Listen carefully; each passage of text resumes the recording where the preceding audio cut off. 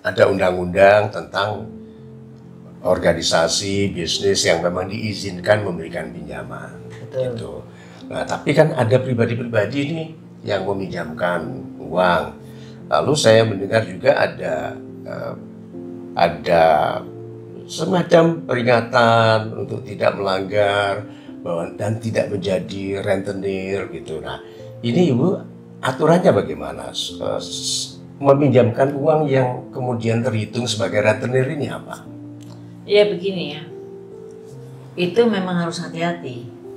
Kalau kita meminjamkan uang untuk dalam suatu bisnis, atau kita memberi bantuan uang dalam keadaan orang yang susah. Biasanya membantukan keuangan untuk susah kan kita kayak memberikan bantuan dalam keadaan untuk anak sekolah, kan nggak besar-besar, mungkin pinjam 2 bulan, 3 bulan, itu kan biasanya nggak pakai bunga dan segalanya, mungkin udah hadiah terima kasih atau pada waktu sakit.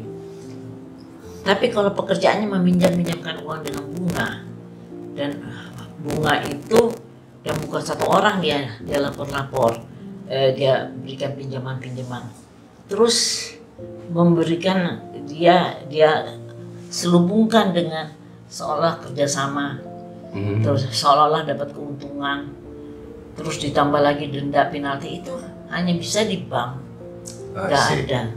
Dan dia kan nggak punya izin untuk meminjamkan uang. Ya dia harus kerjasama. Nah namanya kerjasama, kalau untung berapa persen. Tapi kalau rugi dia juga harus terima. Namanya kerjasama. Tapi kalau cuma hanya mau untungnya saja pada proyek itu tidak untung, tapi dia tetap minta untung karena tidak untung kan nggak bisa kasih keuntungan. Terus ininya terpaksa pokoknya dicicil. Terus kemudian masih kasih denda. Itu yang disebut rentenir. Nah, itu yang istilahnya ditekan dengan syarat-syarat pembayaran yang berat begitu itu, apakah dia bisa melaporkan Ibu? Ya bisa. Kalau dia rentenir, dan kita bisa buktikan bukan satu orang dia lakukan itu. Oh.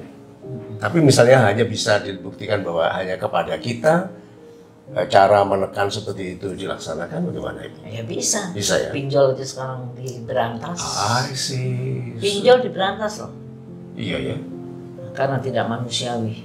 Gitu. So, sahabat-sahabat saya baik hatinya, berhati-hati ya dalam meminjamkan uang. Saya mendengar itu ada skema-skema kerjasama, investasi, profit sharing, macam-macam. Tetapi kalau inti dari modusnya adalah meminjamkan dengan skema rentenir, ya tetap kalau bisa dihindari ya, karena mudah-mudahan ini semakin jelasnya hak hukum publik, jadi yang diutangi dengan cara yang tidak manusiawi ini bisa melaporkan. Gitu, iya, kalau memang kerjasama, untung kita harus buktikan. Jadi jangan si peminjam juga jangan ambil opportunity terhadap ini. Ya, itikat baik itu bisa dilihat kedua belah pihak. Saling berniat baik, itu ya. Betul. Super sekali, terima kasih banyak.